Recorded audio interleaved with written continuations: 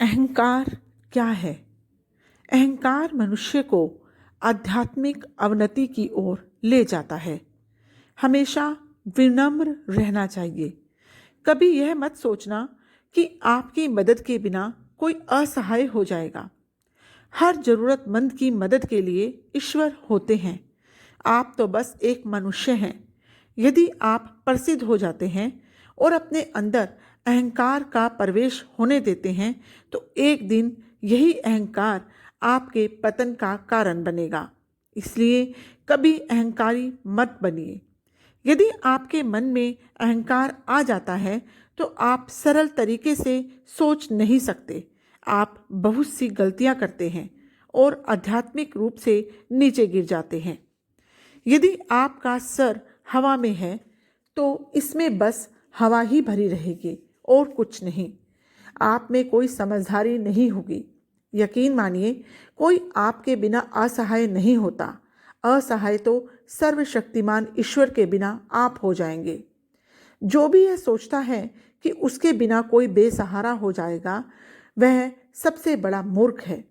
यदि ईश्वर ने आपको गर्व करने लायक कुछ दिया है तो विनम्र बनिए, अन्यथा आप जरूर पतन की ओर बढ़ेंगे। समय से पहले कुछ भी नहीं होता, इसलिए प्रतीक्षा कीजिए और बेफिक्र रहिए। आपके तनावग्रस्त होने से कुछ भी अपने समय से पहले होने वाला नहीं, उल्टा ऐसा करने पर आपका नुकसान ही होता है। इसलिए बेफिक्र रहिए और प्रार्थना कीजिए। ईश्वर महान है। पृथ्वी पर आपको बुरी और दुष्ट आत्माओं के साथ रहते हुए अपनी आत्मा को शुद्ध, सबल और सात्विक बनाए रखना पड़ता है। यह बहुत ही मुश्किल काम है, लेकिन ईश्वर भली आत्माओं के साथ ही रहते हैं और यदि उन्हें उनकी रक्षा की आवश्यकता होती है तो वे उनकी देखभाल करते हैं। दूसरों की परवाह कीजिए और उनके प्रति मन में प्रेम रखिए। पृथ्वी पर कष्ट झेलने के बाद भी हमेशा अच्छे बने रहने की सच्ची इच्छा मन में रखिए। आप अपने पापों का हिसाब चुकाने से बच नहीं सकते। जैसा आप बोएंगे वैसा ही काटेंगे। ईश्वर का न्याय पूर्णतः सही होता है।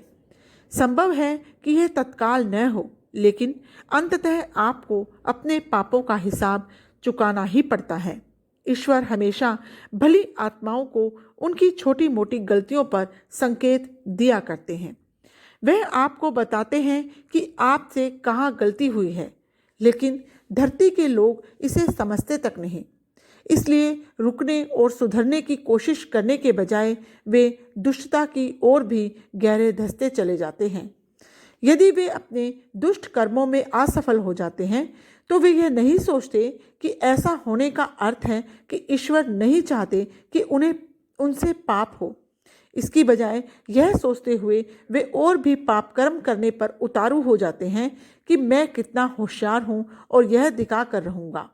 हमें ऐसी आत्माओं पर दया आती है।